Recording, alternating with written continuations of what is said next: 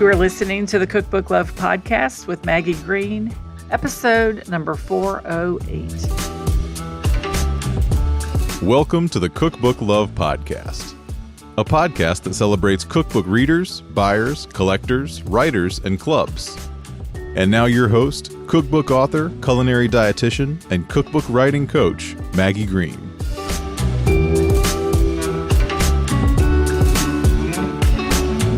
Hi, everybody. Welcome back to another episode of the Cookbook Love podcast. How's everybody doing today?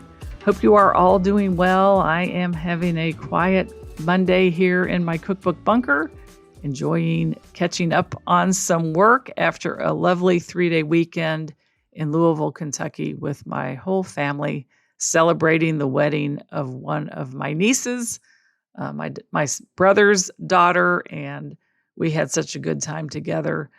I don't know about you, but I just love family weddings and everybody being together. And a wedding is just the perfect blend of food, music, fun, and celebration. And we had a terrific time. So here I am today with a brand new episode with a cookbook author. Very excited to bring to you Bobby Hicks. Bobby is a self-taught cook, videographer, and creator of the viral Retro Recipes Kitchen series, where he revisits vintage recipes and food trends from the early 1900s through the 1970s. Bobby's a former bartender turned culinary historian, and his work bridges nostalgia and creativity as he transforms forgotten dishes into culinary storytelling that millions have come to love online. Today on the show, we talk all about Bobby's brand new book, Retro Recipes, Vintage Dishes with a Modern Twist, that he says is a book about joy. In this book, Hicks invites readers to appreciate what American cooking has been and how far it has come, all while rediscovering the comfort and charm of dishes that connected families and communities. Today on the show, we talk all about Bobby's journey through Retro Recipes Kitchen to his brand new book, as well as the role that cookbooks played in his research for the work that he did in this cookbook. So without further delay, let's dive into this interview with Bobby Hicks. Hi, Bobby. Welcome to the Cookbook Love podcast. Hi there. Thank you so much for having me. Yeah, so excited that you're here. Can't wait to dive in and talk all about your beautiful new book. But before we do, why don't you tell everybody a little bit about who you are and what you do?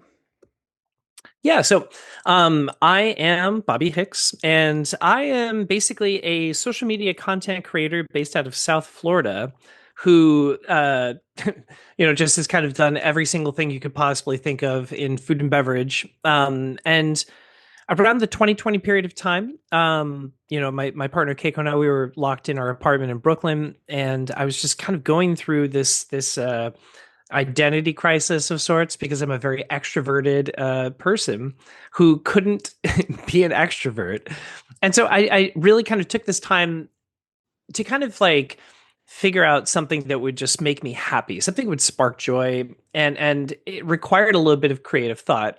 And the concept originally for Retro Recipes Kitchen, which is the brand that I created, just started off with just like a one-off idea of, hey, I like to do video production stuff. Why don't we try to do something, that's kind of based around the idea of like recreating these old silly vintage recipes and making it just, feel and look kind of like it came from that era, but we're just doing it ourselves and just run with it. And it was just something that I had so much fun doing, and it turned into something that other people really enjoyed. And so I just ran with it, and it's been going on now for almost 6 years. And, along that way, I've cooked nearly 1,000 different dishes from, every decade that you could imagine, ranging from the 1800s up to the 1970s or 80s. And now I have a cookbook. Yes. And the cookbook is an amazing look, a lot of visual in there also. I think the thing that's interesting about this, when you started diving into the different periods of time, where were you getting your recipes from to actually talk about in things that you were doing for your social media channel? Well, I always tried to refer from an actual tangible book rather than just grabbing an internet recipe or Yeah. something like this. I'm just one of those people that just really love a tactile feeling of like paper and smelling it and everything else. And more importantly, I think like the history that you find in these old retro cookbooks are just my favorite because they all have little handwritten notes, or you see the stains that kind of indicate, oh yeah, that was the good one, and just through that process, I would always find these recipes. I would read the books. I would find the recipes that sounded very unusual or strange or interesting. And then I would recreate them as they were written just to kind of see what it was about, maybe what the experience might have been. And then over the years of doing that, I just understood how to kind of tweak them to make them a little more appropriate for our modern palate. Because a lot of these recipes back then didn't have nearly enough salts, or they didn't have a lot of seasoning, or Yeah. maybe some of the techniques might have been lacking in certain areas. But yeah, that's basically So it. I have to ask, what were some of the first few cookbooks that you were diving into in 2020 as you started this? Well, I've been collecting cookbooks for a long time, but before that, it was more of just kind of like an occasional hobby or something I'd like to read, and some of them were more modern books. But when I started getting into the retro recipe aspect of things, I started off with the Betty Crocker Boys and Girls Cookbook, the new Boys Mm, and Girls Cookbook, and I yeah. think it was published in '56 or so. And that book was just so fun. We started off with the bunny biscuits recipe. And it was just like this wonderful little video that we did with my niece and nephew, along with Keiko, and just it turned into this like really really fun special thing that made it more enjoyable for us to want to do later on. But yeah, the Betty Crocker books easily they've always been just like really really fun to run with.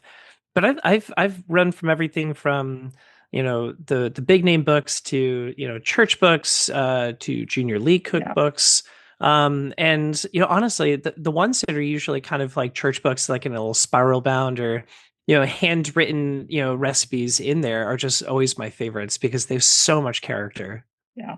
There's no shortage of retro recipes from a cookbook perspective. I mean, you literally probably have an endless amount of material to look at. But you ultimately, for your book that you wrote, Retro Recipes, you honed in on a particular period of time. Tell us about your decision to do that and why you chose the period that you did.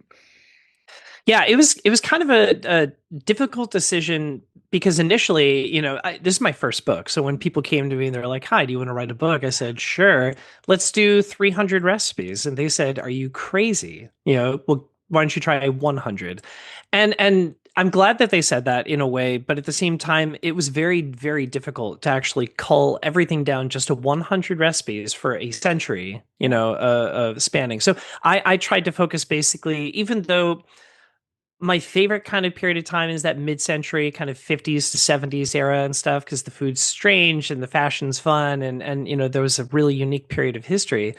But I tried to make it a point to encapsulate recipes that I thought spanned the entire 20th century. So, from even before the 1900s, there were some dishes that I thought were incredibly relevant that were popularized maybe more in the mid-century period, but I wanted to give them their flowers because they may have been created in the 1700s, 1800s, or and so that's kind of where it all started. It's just Yeah. just playing with these mid-century American retro recipes, kind of looking at a bird's eye perspective of like the entire century and trying to understand as well, like, why we had certain dishes, like maybe explaining a little bit as why like we had aspics, that really popularized in the mid-century, or what it looked like in these cookbooks when people were writing books during the Great Depression or during wartime, so it's a fascinating study for anybody that actually is a little bit nerdy and a lot of bit curious. Yeah, it's really hard to believe the cookbooks that were generated and the discussions that happened in cookbooks about rationing food during World War II. And I guess a lot of people, though, that if they were cooking, they looked to books to help them make decisions about baking, particularly since sugar was rationed, things that they needed to do in their own kitchen. Books were really one of the ways that they could get that information. Didn't have access to the internet, didn't have access to people teaching us online.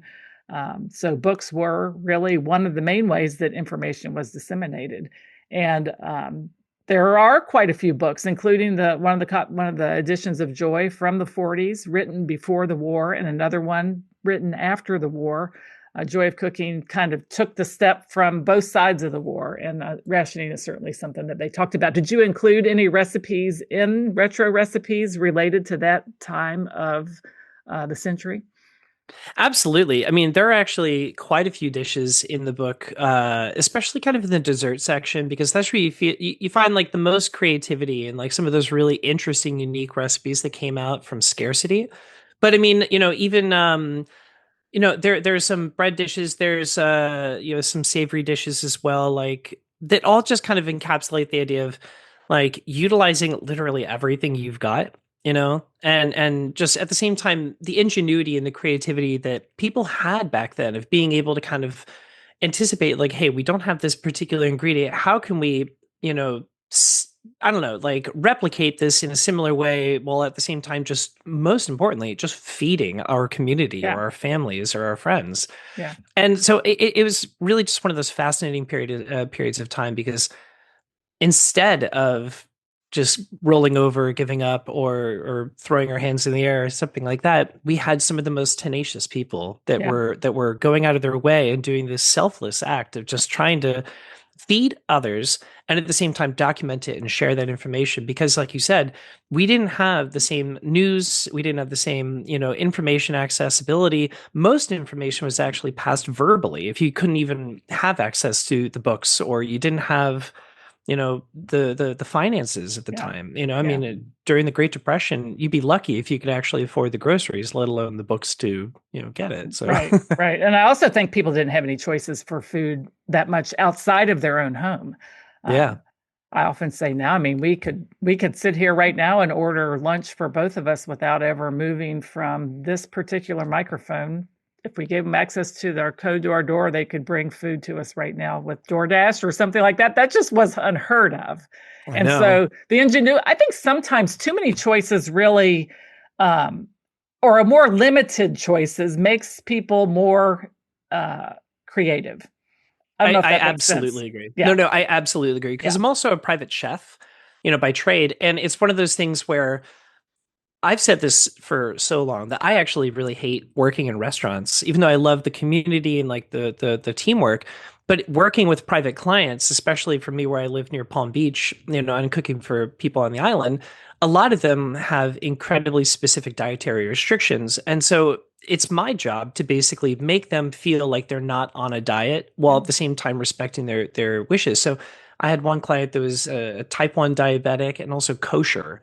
Oh, And I was able to make sure that she always had a very unique meal every single day, every single meal, and she was so excited because it was the first time in decades that she'd actually had somebody that was trying to work with something they didn't have and make it work into a world where that nostalgia, that connection to the food that we love came back. So that's neat. I think I think that it honestly makes things easier for me, at least, when I have less. Yeah. I was thinking about that even this morning. This summer, I want to find a novel to read that I can like really dig into reading a good novel rather than jumping around and reading bits and bites of this and that, like, really going deep instead of wide. And Hmm. I think that when people didn't have the choice of the breadth of places they could get their food, they did have to become ingenious, and they did have to use what they had. And it's sure a very hard thing to do, but a lot of really interesting things came out of that. So your study then of retro recipes are vintage dishes. You did add a modern twist to them, but something that you said earlier is that you really found that you loved doing this. You had sort of had a passion for not only the food part of it, but the video part of it. I wonder if you'd speak to the audience a little bit about the importance of loving what we do, and then helping our audience have a better experience is sometimes the fruit of that. Yeah, I mean that's actually a really great question. Yeah, I think that it's one of those things where we're in a very unique period of time. Since we're talking about food history and everything else, we're talking about nearly a century ago period of time in particular, where people didn't have the same ability to just do what they loved. It was You woke up, you did a Yeah. job to pay your bills and everything Yeah. else. We live in a very unique period of time right now where you actually have the option to pursue something that you genuinely love. I make, social media videos and work with incredible brands and partners. You're able to actually Yeah. interview people and talk about a subject that you are passionate about. And, it goes on and on. And I think that the most important thing that I've kind of found is that there are a lot of things that we love, and you have to be able to find a way to make sure that it's something that you still love even when you're pushed beyond the point of it being Yeah. fun. Yeah. Because at the end of the day, I love cooking more than I love even eating. Yeah. But I love, more importantly, it's not just I like cooking, it's the fact that I love to provide. I am a person of service, and so for me, it's not the act of cooking itself, it's the act of preparing something and then serving it to somebody and then making sure that they are happy. And then once I know that they are happy and satiated and feel like cared for, then all of a sudden my job is done. I can Yeah. have the best day in the world, and nothing will change that. So you have to be able to find a connection to something that is, it transcends just the task itself. Yeah. Yeah, That the for me cooking is, then for you just yeah. provides the means to what you want to do for people, which is to serve them, have them feel cared for, feel Hmm. loved because of the food. It's the same thing if you opened an Airbnb. You could say, well, this is Exactly. my means to help someone feel welcomed and cared for and have a great experience, but it's not cooking, it's running an Airbnb. So it's fascinating when we think about the end, but the means that we get there should be something, there's nothing wrong with it being something we enjoy. I always think that everybody should, like the thing that I am doing all the time. I mean, I'm way too cerebral, and I'm always trying to think one step closer, or one step, like more elaborately. And I think that it's always that point where it's like, I like doing this. And it is that question of just like, but why do I like doing Yeah. this? And when you dig just a little bit deeper every day, just do a little bit of a deeper dig, all of a sudden you realize there are so many other doors. And that keeps it not only interesting, but it also keeps it less limiting. Because if 100%. for some reason I decided I didn't want to do this tomorrow, I could still absolutely go into hospitality in some other Yes. capacity, because I have realized that that is my core ethos, is Yeah. hospitality. So that'd Yeah. be my advice. Yeah. Yeah. I think that's true. And you're right though. Even if you choose one thing, the means is not always picture perfect, like, skipping through the daisies journey to help people feel cared for. There are ups and downs in the journey. But, and as you know from writing a book, I'm sure you faced that also. Like from being approached, hey, would you like to write a book? Did you have to then decide what you wanted to write the book about, how you were going to take this topic that you were doing in retro, your work online, and turning it into an idea for a book? I actually got really lucky. So I was on a show called Next Level Chef, it was a Gordon Ramsay production, and I did okay on the show. And when I was finally heading home, I spoke to my partner Keiko, and she said to me was, "I think that you should do a book, and we have friends that have worked with literary agents before. So why don't we see if we can actually just ask them questions and see if that's a viable option?" And so it was one of those things where I connected with my friends, and we got a contact to a really wonderful literary agency, and I wrote to them, asked them, and they're like, "Your ears must have been burning, because we've literally had publishers for the last like 6 to 12 months writing to us saying, like, we're looking for something that's based around food history. Is there anybody out there that you know that might be willing to do this?" And so it was a really unexpected fast green light. I almost don't feel like I deserved it, but we ran with it, and it's a lot harder than I think I ever would have guessed. It's a lot harder than I think most people would guess. You're told you have 2 years to do something, and then 6 months later you have to turn in a draft, and you have to have your photos ready afterward, and so it's a lot. Yeah, yeah, it is a lot. And then you work and partner with them to create this book that you created. And one of the things is that you describe as you're recreating nostalgia for people, and you talk about the difference between nostalgia and novelty. Can you describe that a little bit for our listeners? Yeah, I mean, I think that like there's a thread between the two that I think is often misunderstood. You can have something that is novel, and it's just flash in the pan, and it might be something that is interesting or cool, or you might even own and appreciate. But there is a real power to nostalgia, and kind of what I mean by this is this entire experiment that I did with Retro Recipes Kitchen.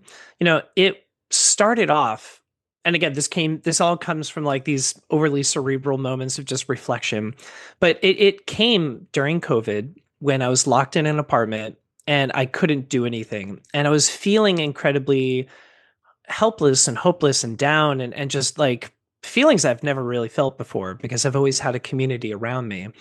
And the things that I kept coming back to almost every day in some capacity, whether it was a big day or small moment, was finding something that tied me back, made me feel comfortable and safe. And oftentimes that could come down to food. So you're thinking about, I grew up having this, and so I want to make these, or like, oh, my mom made these brownies, from this box mix. There's nothing wrong with box mix. There's nothing wrong with whatever you're looking at. But when you actually think about the fact that it's like you're doing this because this brings you a familiarity and this brings you back to a time when you were feeling safe and comfortable, that is the essence of nostalgia. It is this safety blanket that we all actually gravitate toward. And at the same time, it's usually tied to something that either we've experienced ourselves or we have a connection to in some way. And so I don't know. I just always felt that like nostalgia itself was like this tangible vessel that like you can almost feel.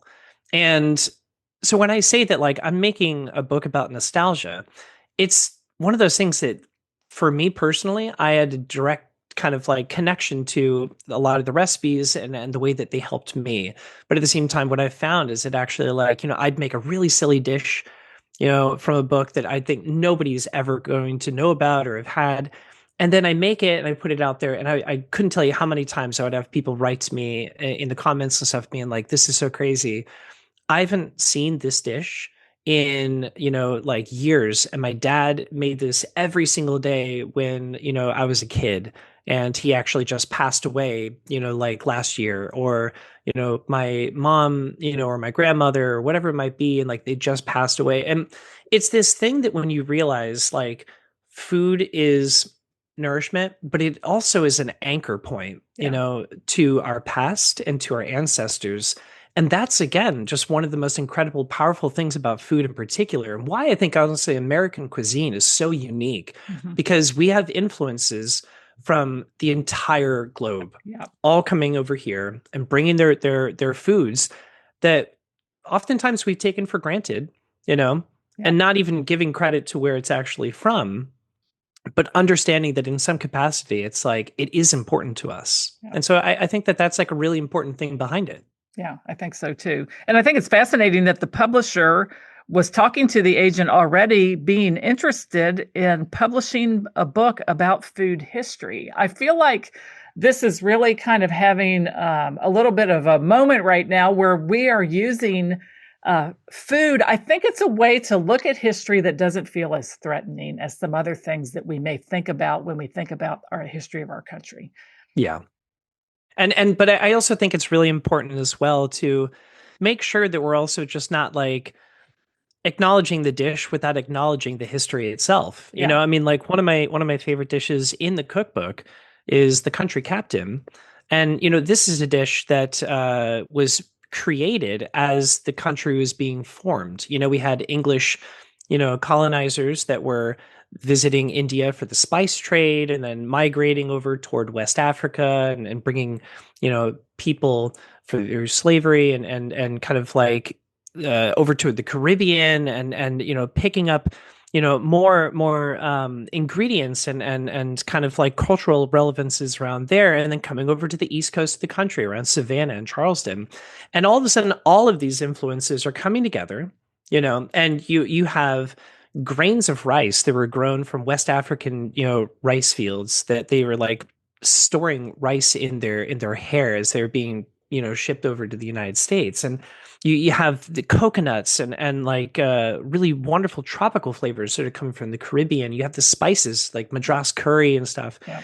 And it's this influence of everything, but you can't have this dish without also acknowledging kind of some of the pain that came Yeah. through it. And so Yeah. I think the most important thing is to always understand that it's like, you know, we can honor our history by just keeping these memories alive and relevant, and at the same time still discussing the fact of, like what not to do, Yeah. Yeah. but at the same time honoring the like what we have, because Yeah. that's how history works. That's right. That's right. And you also brought to this book humor in addition to the history. Humor is something that you always enjoyed, because sometimes the history can be hard to stomach, Yeah. so to speak. So tell us a little bit about your attraction to combining the two, humor and history.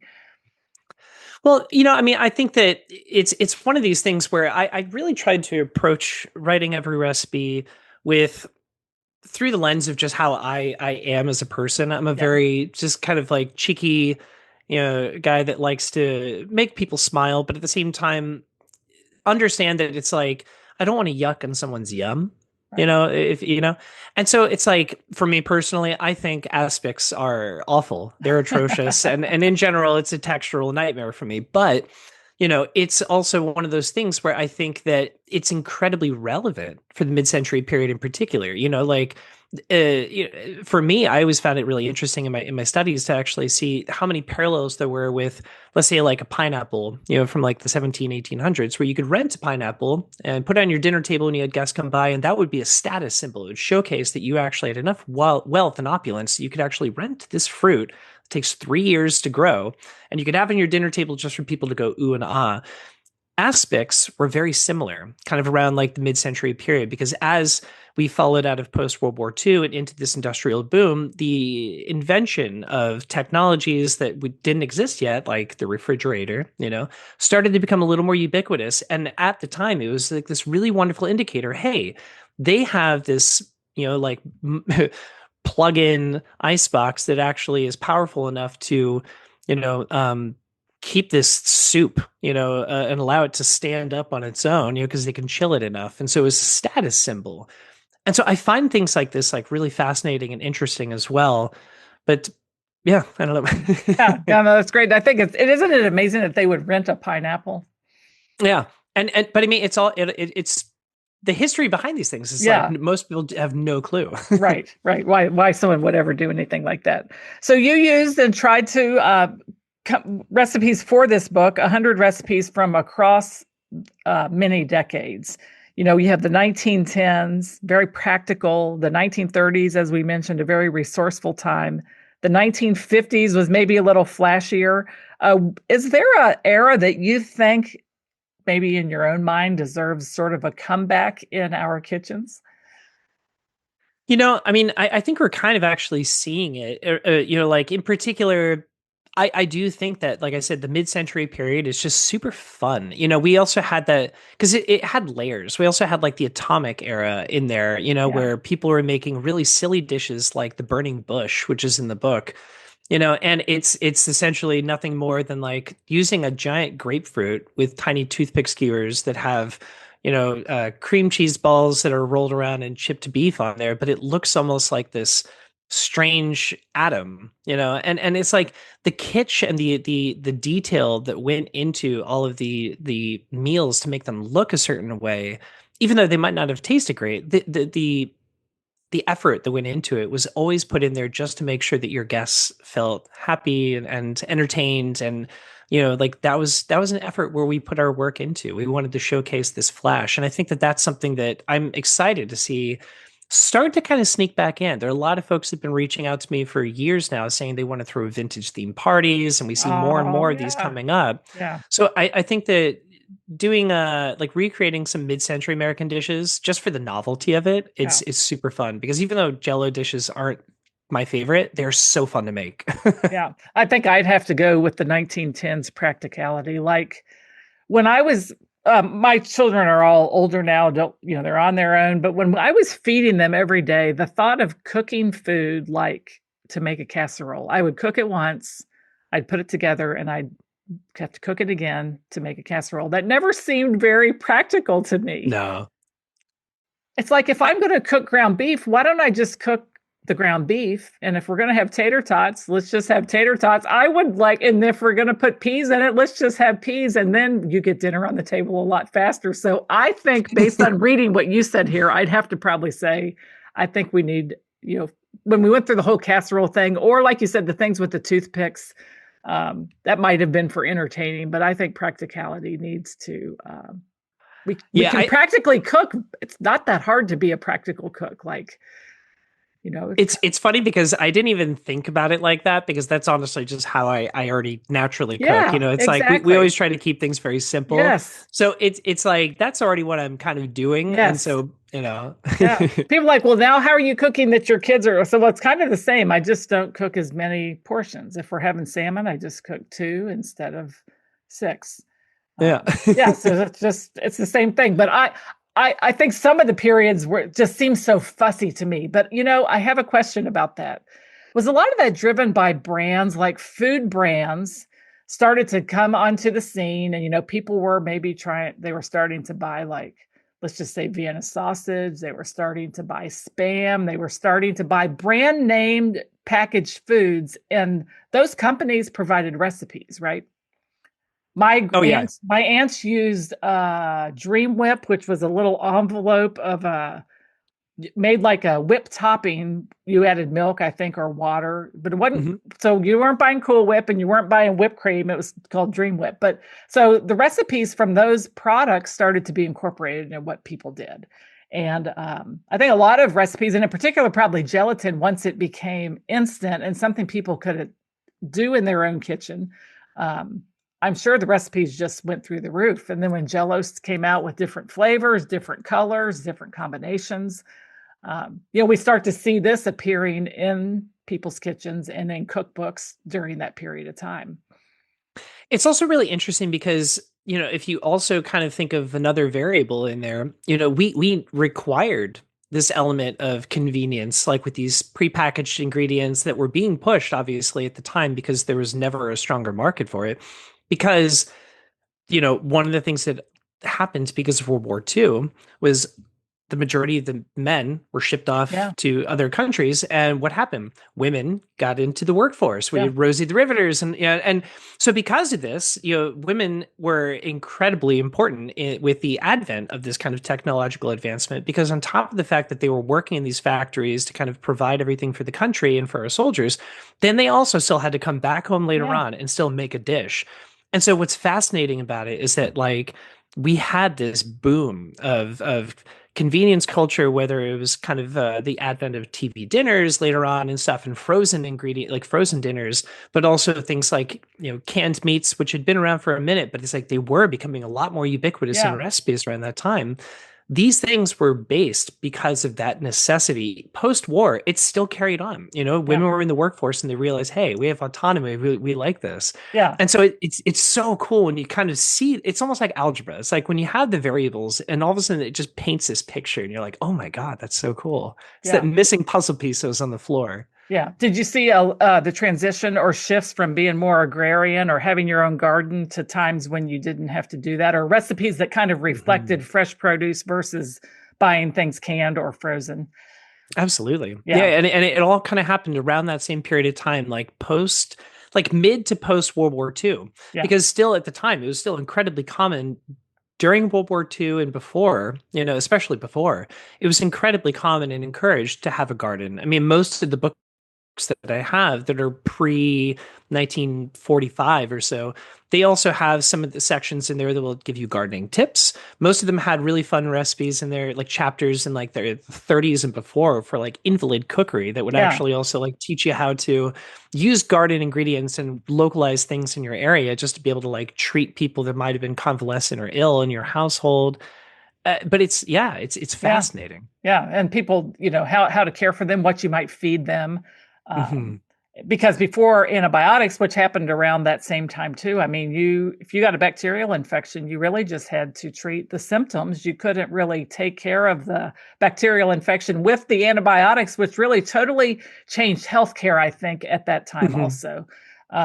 incredible for people to be able to do that. I think it So was like late 40s, early 50s. It's like that yeah, was around the time that we were starting to even see like penicillin and things like yes, this. yes. So forgive me for not remembering the exact year that penicillin was Yeah, made, I but think it yeah, was. it's like, I have two older aunts that were my mom's older sisters that were nurses, and they said their nursing it just completely changed when penicillin came on the. It was yeah. like, wow, this is like people actually are getting better, and this is from this pill that is treating these bacterial infections because people were just getting so sick from them, and of course, more at a risk of dying because they didn't have penicillin. So yeah, I think and I also think these books were like household manuals, so to speak. It wasn't just about feeding people. It was really truly about taking care of people, taking care of the kitchen, taking care of the equipment, taking care of the linens. Mhm. All the things that went into the uh, that part of the house and that part of the home. A lot of these books were called seemed like they were like little management household management manuals. Yeah. And it's also really kind of cool if you look back also at just like the penicillin aspect. It's like we just had so many happy accidents that happened. Penicillin was not intended to happen. It just happened accidentally when Jonas Salk was leaving town, I think, and he came back to find bacteria.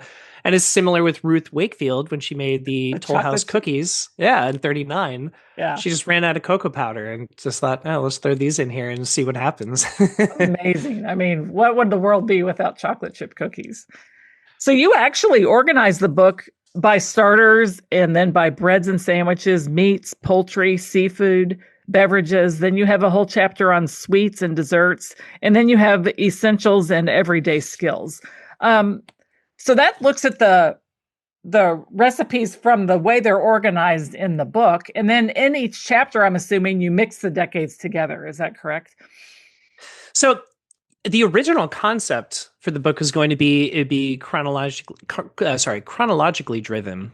So it'd start with the tens going up, but then as I was kind of going through writing the recipes, and essentially calling it down to like the 100 recipes, I realized some of them actually like again the country captain, for example, like that has been around since the mid 1700s. Like it would be weird to have a chapter that's like 1700s, but it was more popularized in kind of the mid-century period, like 40s, 50s, 60s.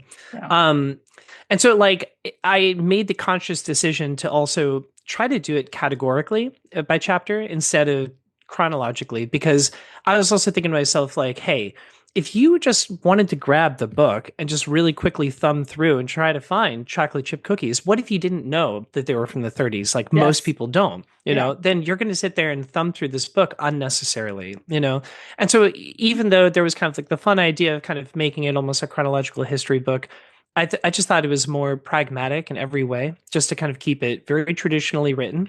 Mhm. But still, at the same time, at the top of each recipe, you have a little decade marker that shows where it might have been either invented or most popularized during that particular decade and period of time. Yeah, fascinating. So, like the Boston brown bread, for example, says it's from Mhm. the 1920s, and then you have a nice head note about that particular recipe, where it's from, and then a little bit about the making a Boston brown bread if nobody has ever done it.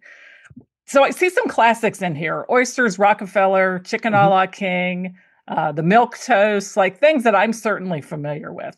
But what's a recipe that maybe not very few people are familiar with that you think we really ought to try?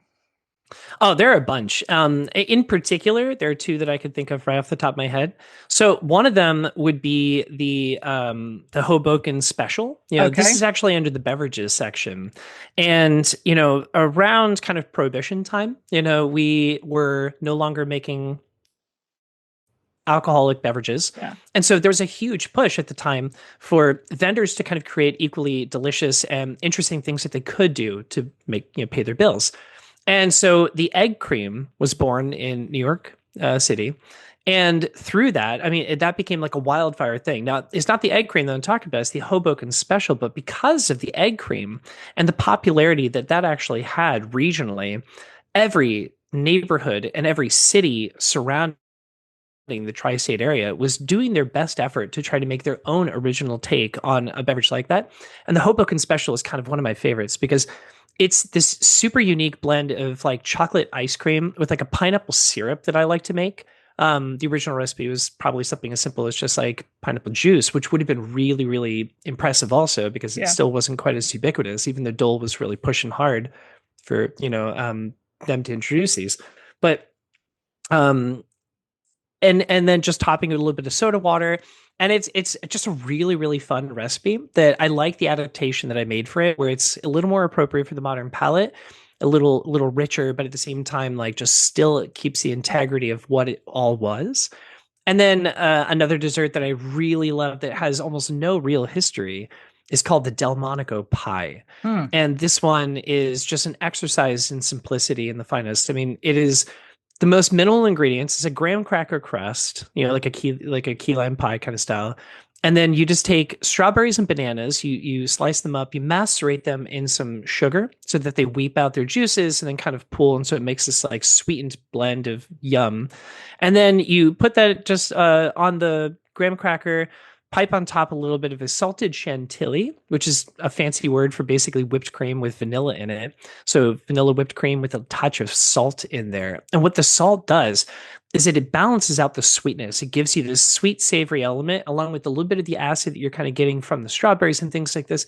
It is such a mouthful of just like textural flavor and just delicious Huh. combinations that are just so simple though. It's not pretentious.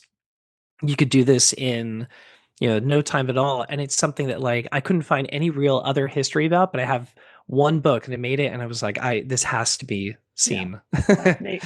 Yeah, and I think that it's neat for people to be able to uncover, obviously, some of these recipes that really do get buried and hidden inside Mhm. books if people aren't taking a journey through them, and you're helping people to do that. An example of the branding recipes that is in 1960, there's a recipe called Dr. Pepper Bean Dip.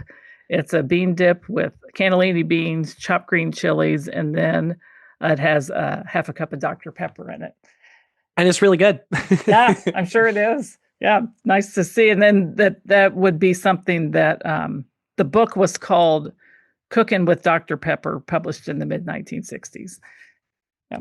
All right, what else? What other? Give us another, maybe an entree if we're thinking about cooking, maybe for sometime in this summer, something we could prepare for our family, something that you think might be a surprise to everybody when they put it on the table.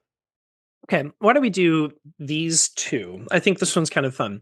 So I'm going to talk about first pigs in blankets. Now, this is not a pig in a blanket that you would initially think of. It's not a tiny sausage or a hot dog that's wrapped up in puff pastry and then baked off in a cute little finger bite. This is actually the most absurd but delicious thing. And I when I made this the first time, I did it like 5 days in a row because it's so addictive. You basically get like a giant thick sausage, right? And then you get a whole russet baked potato and you core out the center of that potato and you stuff that hole with the sausage and then you wrap the entire thing in thick cut bacon and then basically just bake it off at a nice high temperature until the bacon is crispy, the potato is cooked through, the sausage is cooked. And when you get it and you cut it and you just eat it, it is so good. It is just this perfect flavor because the fats of the bacon and the sausage kind of like infuse flavor into the potato itself, which kind of like we've all had potatoes. You have to put a lot of flavor into a potato to Oh really yeah, taste it. totally, 100%. And this is one of those things where I'm like, oh my God, you've never had a potato until you've tried this.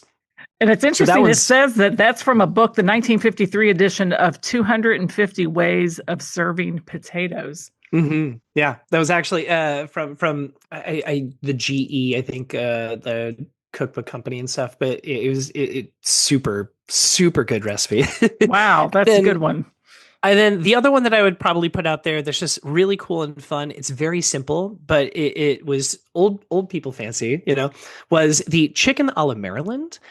This particular dish is so interesting because it was actually something that Auguste Escoffier, famously kind of like loved and included in his book But Escoffier is basically the father of French cooking. Essentially, he is the reason why we have bechamel and velouté and other sauces, and also the brigade system in kitchens today. So, this was one of those recipes that when I found it, I was like, I must know more. It was also a first class meal on the Titanic as it was going down. So, food history, but it's basically like fried chicken with a really lovely bechamel sauce of sorts.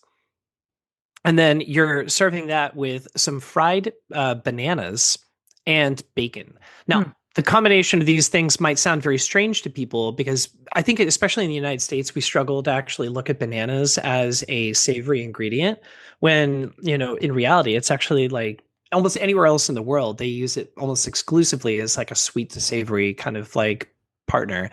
And this dish is just one of those things that like it's super craveable. It's very unique and interesting, but it's also really easy to make, and it just has a huge historical relevance because it's been around for so long. Yeah. Yeah. And I think it's neat because the thought of brining some chicken and cooking it with a crispy coating doesn't stretch our imagination that much. It's about the bacon and the bananas on top that takes it like to a whole different And the place. bechamel, it's like for some Yeah. reason I Right. think the bechamel with the banana throws people off. But Mm. if you stop kind of like isolating particular ingredients, and you actually just try to go in with combinations, you'll be surprised. Because for example, there's another one, the stuffed dogs. That one's a really easy one where it's three options. I know it's hot dogs that you split in the middle, and you either fill it with cheese, pickles, or peanut butter, and you wrap it in bacon and then grill it off. And I was so surprised because it was like, okay, cheese, we know it's going to be delicious. It's a Right. bacon cheese dog. Pickles, pickled cheese or pickled bacon dog, delicious. Peanut butter. Wait a minute. And Is then it I got good? into it. It was my favorite one by a Oh, mile. I wow. almost I almost can't imagine having a hot dog without peanut butter and bacon on it. It's that unique and delicious. And so Huh. because we don't think about peanut butter in other ways in the States, we think of it as peanut butter and jelly or as a dessert, but really in Africa, for example, I mean like peanuts and peanut butter, peanut paste is used in so many different things. And I even have in the book, peanut soup, which is modeled after mafe, which is like a West African, peanut stew. I mean, Yeah. like the dish itself is really, I think the book itself, I'm sorry, is actually, it's fun when you see how many things kind of all connect together in unique ways.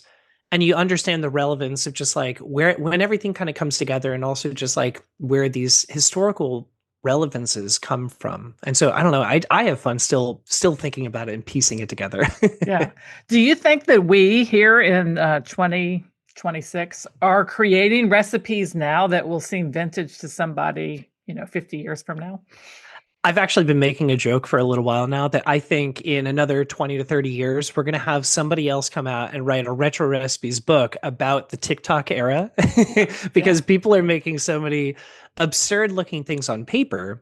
But, at the end of the day, it's like, it's not very different from the mid-century period of the 1900s when all of a sudden you're seeing these silly weird things coming out. I think we're Yeah. all experimenting and we're trying things out, and I think especially now it's maybe more exciting because we're actually like, it took Julia Child essentially writing Mastering the Art of French Cooking to really inspire people to want to return to the fundamentals of learning how to cook properly and getting outside of that kind of like convenience culture, even though we Yes. still lived with it. Yeah. That was like, she was important for that in 1961 and onward. Mhm. And I think honestly, because we have more of like things like Instagram, YouTube, TikTok with cooking videos, we are now kind of in like seeing our own facsimile of that particular period of time where people are all of a sudden getting re-inspired to want to learn how to cook again.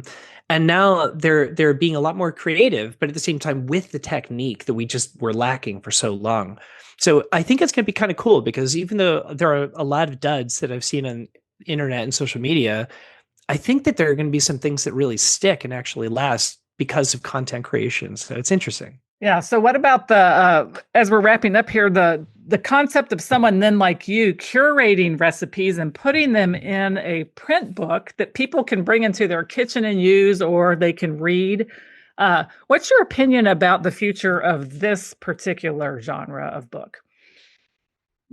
I mean, I'd love to think that my book is going to sit on the shelves of, folks like you that have incredible collections of cookbooks and honoring it and stuff. But at the end of the day, it's not really about that for me. Like I just wanted to put out something that I was passionate about. Yeah. And I think that there will always be a place um on someone's shelf with a book like mine, because even though it is written by somebody who, like by and large makes, his living on social media, working with brands and making silly videos, this book was written as an actual passion project that's not meant to be kitschy. It's meant to genuinely help people. The recipes in there are real recipes that I've recipe tested dozens of times, had people, confirm it and test it. And it's one of those things where at the end of the day, like, if you follow the books and you actually read through it and you just give it a shot and try these dishes, not only will you walk away with very unique recipes that you won't find somewhere else that are good, most of them, but on top of it, you will learn new skills like how to make sauce supreme, or what a cartouche is, or like a little bit about fermentation, making the old sour. I mean, like, there are a lot of things in this book that I think people will benefit from. And at the end of the day, all it's doing is just teaching you how to do something that you want to learn, but doing it with a little bit of a smile and a laugh, and just taking away a little bit of the severity of cooking and just having fun with it again. Yeah. And not to mention, I think at the time when people were making these on their own, their kitchens were completely different than ours are now. And so I often try to think, if I'm going to cook something from the 1910s, I really wonder, like, the kitchen was just different. And maybe that's why practicality was a big thing then. They had to, it was like they're forced to be practical because they didn't have a lot of the conveniences that we might have from an equipment perspective, water right there, gas, electricity, all the things that we kind of take for granted. So I'd also love to imagine my grandmother with an immersion circulator. I know. She'd be like, what in the world is going on? Right. So this has been a really fun journey through your journey to the book and through the book. One thing I always like to ask my guests as we're wrapping up is, since we talk about cookbook love here, if there was a cookbook, even before you started your journey in 2020, that you inspired you in your life, was always something that was, at an arm's reach away, or in your kitchen or your family's kitchen, that you'd like to share? I mean, when I was growing up, we didn't have a lot of cookbooks. My parents weren't really known for being the best cooks, and they definitely didn't refer to a recipe. But when I moved to New York City and I met my mentor, Chef Paul, he was one of those people that just like really fanned the flame to encourage me to continue this journey of learning how to cook. And he did something that I still to this day, like, it kind of shivers thinking about, because it's like, it was so important to him. He gave me his copy of Thomas Keller's French Laundry Cookbook. Oh, wow. So this is from like the 90s, Yeah. and it had all of the stains and the finger marks and everything else in there. And I've read that cover to cover so many times. In that book, along with Heritage by Sean Brock, those two books in particular are two, even though they're not retro. Yeah. Well, actually, French Laundry might be pretty retro at this point. Yeah, from the 90s. Now people I think it's retro, right? But Heritage was probably maybe in the 10s, maybe. Yeah. Yeah. And those two books, though, in particular, are the two that I always come back to as saying they're the most influential to me personally, because these were books that weren't just about recipes. These were books about an ethos. And so Sean Brock's book was entirely about the idea of embracing heritage, and the idea of kind of like, working with people to revitalize like lost Southern, cuisine, and just showing it at a very high level. And just the writing is beautiful in it. And it's kind of the same thing. I mean, with French Laundry Cookbook, the chapter on a story about rabbits, I believe it was called, a lesson on rabbits, that single-handedly was one of the most incredible chapters of almost any book that I've read, because it was entirely based around the idea of just like, this animal gave its life. Yeah. And it was one of those first books that really showed a prioritization to me about like the importance of the ingredients you're using, but also honoring everything that you're using and not wasting it. Right. And I think that those two books really changed fundamentally the way that I actually view cooking. Yeah. Gave its life that we might have nourishment and life ourselves. It's a Mhm. kind of like the whole cycle of the way that food is seen and used. And so that's wonderful. French Laundry Cookbook by Thomas Keller, and then Heritage by Sean Brock. I'll link to those also in the show notes. That's All right. wonderful. So July's upon us. You have more things that planned for your book release. And also, if people are interested in catching up with you, how they can connect with you online. Well, you guys can actually find me on any platform at Retro Recipes Kitchen. That's recipes with an S. And you can find me on there. I am one of those folks that really loves to actually write back and get back to you. So if you write to me, I will get back. And as of right now, July is fortunately for me going to be a little quieter. June has been a really busy tour, and so July is going to be a little bit of a breath of air for me. But I'm getting ready to go back into private chefing and working with Palm Beach Chefs, the company I'm going to be working with. So, it's not much of a break, but it's one of those things that I'm so excited for the change, of going from touring back into working. Yeah. Yeah. So it's great. It's fun to get out and meet people face to face and see them buy your book and share stories. I'm sure people tell stories about food and recipes with you all the time. It's been amazing, and people have even brought me entire book. I mean, one guy actually in Coral Springs gave me his grandmother's collection of cookbooks, and she died 50 years ago. Wow. And I have in there a first edition that he just gave me. Actually, I have it with me. I'll show it to you afterward. A first edition of, I believe, the Good Housekeeping Cookbook. Oh, wow. Unreal. Yeah. It is tatters, but well, it is. I think that when people have cookbooks, he probably wanted to give them to somebody that he knew it would matter to them. Mm-hmm. He knew it mattered to his aunt or his mother. Did you say it was his mother? Grandmother, right? And that he wanted someone to have them so that they could be enjoyed. Otherwise, now used bookstores are great for finding cookbooks. That's kind of the thrill of the hunt. We talked a little bit about that before we started the recording, but otherwise, you don't want them to just get thrown away and end up in a landfill somewhere. So I've been very fortunate because people have been bringing me magazines or things like this ephemera that I already love. And I've openly put out, if you guys are ever looking to get rid of your books, visit my page in my link tree. Yeah. There's a link for my P.O. box, and you can send me your vintage books, and I collect them. I preserve them. I will give them life and love. Yeah. Because, and I think you give people the opportunity also. We can view your content through video, but to have people that want to read about this and that love to be able to read it. A lot of people that listen to this show, that's exactly why they like cookbooks, because of the reading aspect of it. So I thank you for bringing it into this and resurrecting some of these recipes and bringing them together in the way that you have. I think it's a very fun book, obviously something that we can cook out of for learning through history, a little bit of humor also that you've added to it. And just the joy of serving people and preparing food in our own kitchens, which is an amazing thing that we're able to do. So I'll link to your place where people can find you. And again, if they go to the link tree, they can see where the ephemera can be sent if they're looking for a nice home for it, correct? Yeah. And thank you so much again, just for having me and letting me, kind of rant. Wonderful. No, it's great. And it's been great to have you on the show, and wish you nothing but the best with your new book, Retro Recipes, Vintage Dishes with a Modern Twist. Thanks, Maggie. Yeah, thank you. Thank you so much for joining us today for this episode of the Cookbook Love Podcast. Again, all the links can be found in the show notes at www.cookbooklove.co. And if you are interested in writing a cookbook of your own, please check out the free cookbook writing masterclass called How to Get Paid to Write a Cookbook. It is designed specifically for food or nutrition experts, and you can check that out at www.cookbookwritersacademy.com/free. So that's it for today's episode of the Cookbook Love Podcast. This is your host, Maggie Green, and until next time, have a great day and keep loving your cookbooks.